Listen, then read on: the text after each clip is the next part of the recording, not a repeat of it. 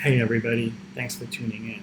So in this video, we're going to be extending some of the ideas that we learned in the previous video lectures talking about the cycles of the sky that we're able to observe, but applying it to our sun.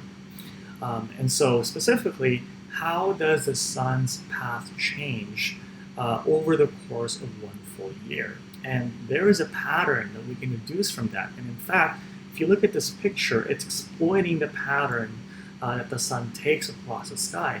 So this is Stonehenge. This is in the UK, and twice a year people gather at this place because it turns out that if you were able to go here on the right day, Stonehenge is actually lined up such that you can observe the sun rise directly on the eastern horizon.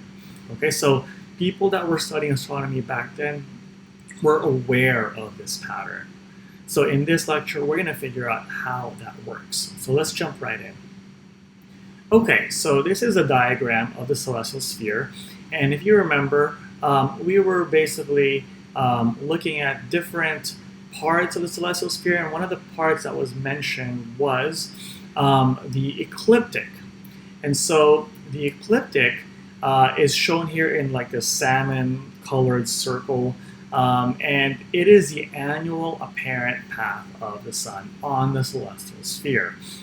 And so I have the word annual and apparent because those are just two words that mean a lot of things. So annual basically means it's the yearly path of the sun, and apparent pretty much just means it's what the sun appears to take, or it's the path that the sun appears to take over the course of 1 year. And I stress that because, again, this is on the celestial sphere, which means it's imaginary. It's a model that we use to map out where the sun is accurately. It's not what's actually going on in outer space. And so you can see that it's tilted 23.5 degrees from the celestial equator. We're going to see why that is in a second. And it also takes about, because it's 1 year, 365 days for the sun to go around the ecliptic. So that means it has 360 degrees in a circle, 365 days to go around that circle. So roughly you get a 1 degree movement per day of the sun along the ecliptic. And what that translates into, right, and how you actually form this ecliptic, if you were here standing on the surface of the Earth, you would go outside every day at the same time, and you would locate where the sun is in your sky and basically mark that position. And you do this for 365 days, and you would map out the ecliptic along the sky. Okay? And so here's a view of what's going on in outer space. You can actually see the Earth here going around the sun, and this takes about 12 months. And so you might be wondering, okay, where does the concept of 12 months come from? Well, that's partially due because of the Zodiacal Constellations. So the Zodiacal Constellations are shown here, and just to note, these are just directions. They're not corresponding to actual locations.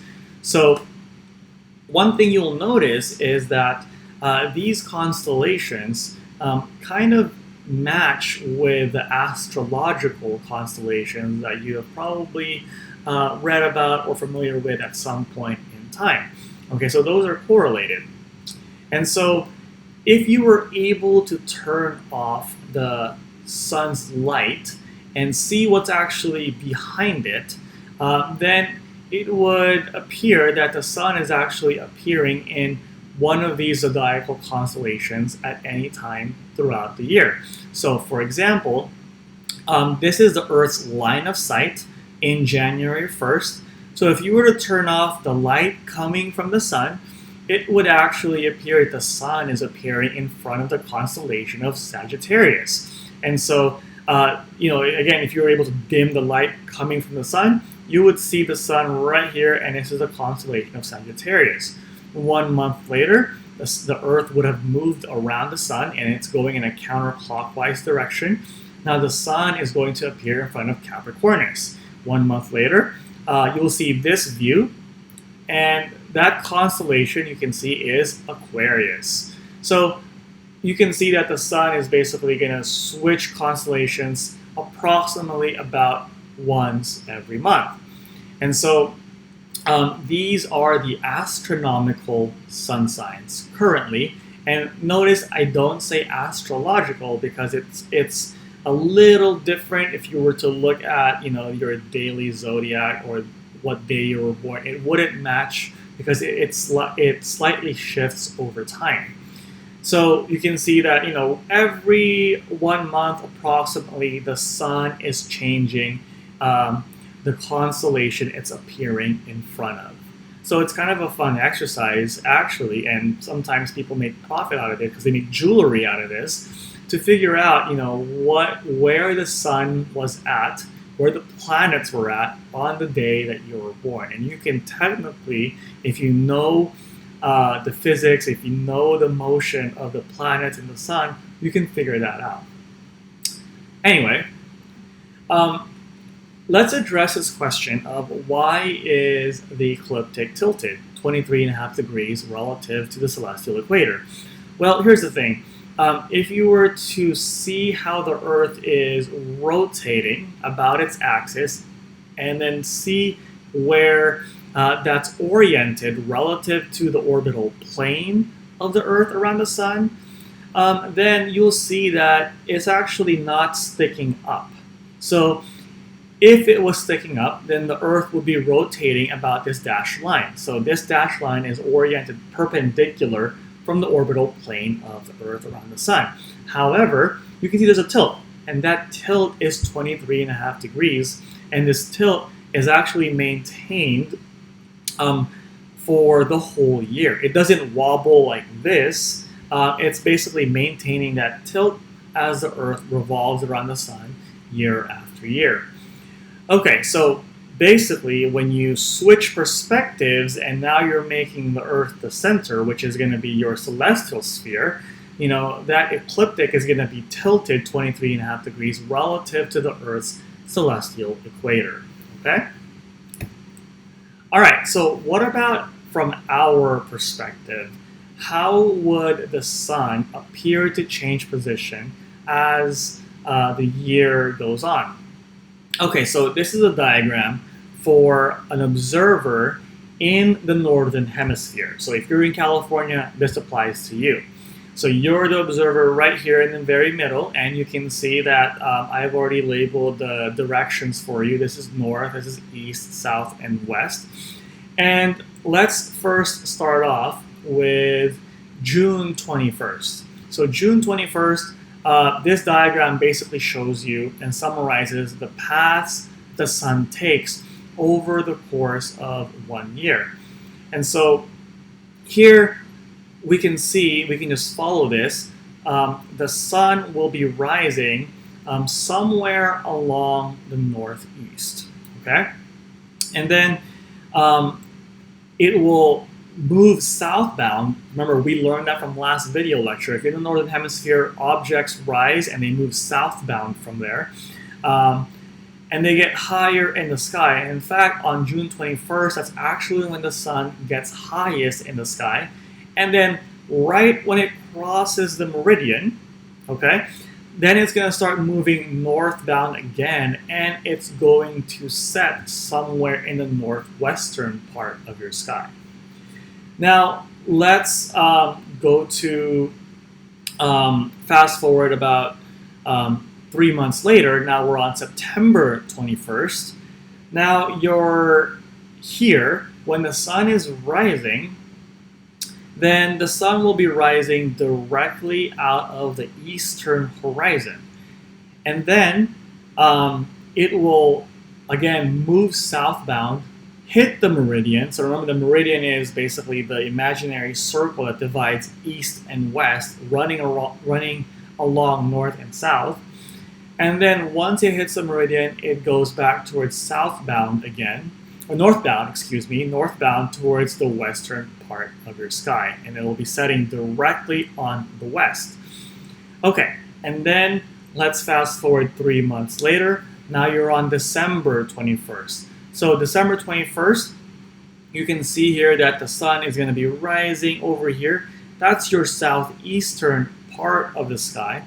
And now what you'll observe is that it's going to be at the meridian slightly lower, or it's getting lower and lower as you approach December, okay?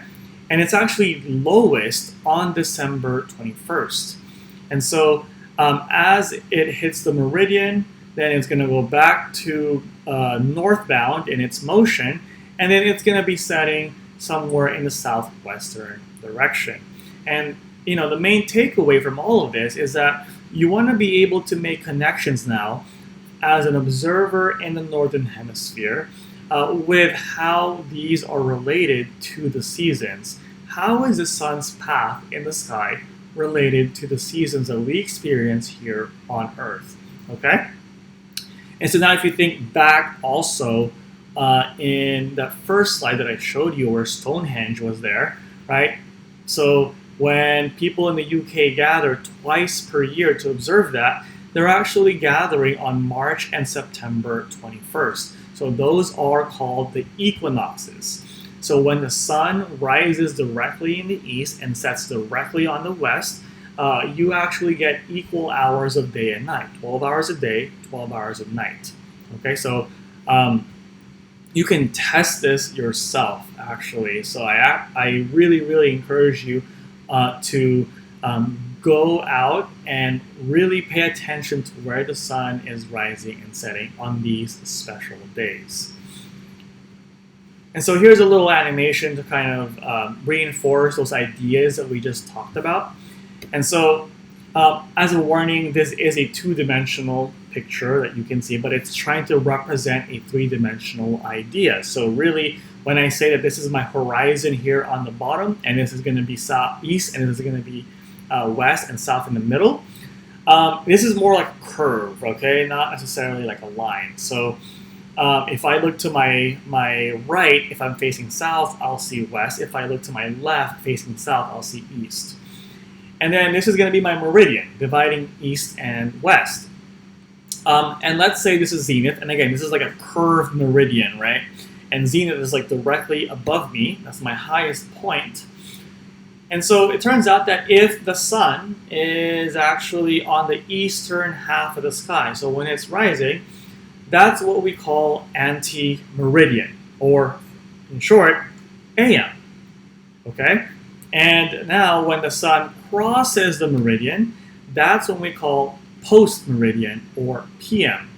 And so now you should start making connections on how we use AM and PM and how that relates to where the sun actually is, right? So when it's morning time, it's AM, that's when the sun is still in the eastern half of the sky, and when it's PM, it's like afternoon to nighttime, that's when the sun has already crossed the meridian, okay? And so when the sun is in the middle, it's on the meridian, so it's neither east or west, that's when it's noontime, so it's lunchtime. And so it doesn't really get as high as the zenith here, because remember, if you're an observer on the southern hemisphere, when the sun rises, then it takes a path going southbound. It doesn't go straight up, it goes diagonal from the horizon. It doesn't get as high to the zenith. So if I ask you, like today, so I'm recording this on like June 6th, where is the sun today? Okay, so is it going to be here, right at zenith, the highest point, or somewhere way below the zenith, right? And we know that it's actually going to be somewhere along the meridian, so let's just say it's right there, okay? So what about tomorrow, though? What about tomorrow at noon? Where is it going to be? So at noontime, we know it's going to be somewhere along the meridian, but is it going to be higher, or is it going to be lower from its position today? Well, we're approaching June 21st, so therefore it has to be higher. We're approaching the summer solstice. So it's going to be a little bit higher in that case. So if I ask the question of, okay, so where is the sun going to be throughout the year, then if this is the lowest the sun gets along the meridian, then we'll say that's December 21st. That's your winter solstice. And the path that the sun takes is a much shorter path in the sky, so therefore it's also up for a shorter amount of time. And now if this is going to be the highest path, very close to the zenith on June 21st, it will take on a much longer path. And you can see in this figure, the sun is actually rising past east and past west, so therefore that's going to be along the northeastern part and northwestern part when it sets. And then somewhere in the middle, between December and June, are your equinoxes. So that's happening on March and September, right? And so now those are the dates that correspond to when the sun is actually rising directly east and setting directly west. 12 hours a day, 12 hours a night, okay? And so the total time it takes for the sun to go from being the highest object in the sky to going to the lowest part of the sky and then going back to being highest as much as it can, that's exactly 1 full year. So it goes through that cycle. And so here's an actual photograph somewhere taken somewhere in the Pacific Northwest. So the changes in the sun's altitude is actually much more dramatic in this picture. You can see the difference between summer solstice versus winter solstice in this case. And you can see now you should be able to make connections now. What does the sun's altitude or the path of the sun have to do with the reasons for the seasons? And that's going to be our main topic for the next video lecture. And that'll do it for this one. Okay? See you guys next time.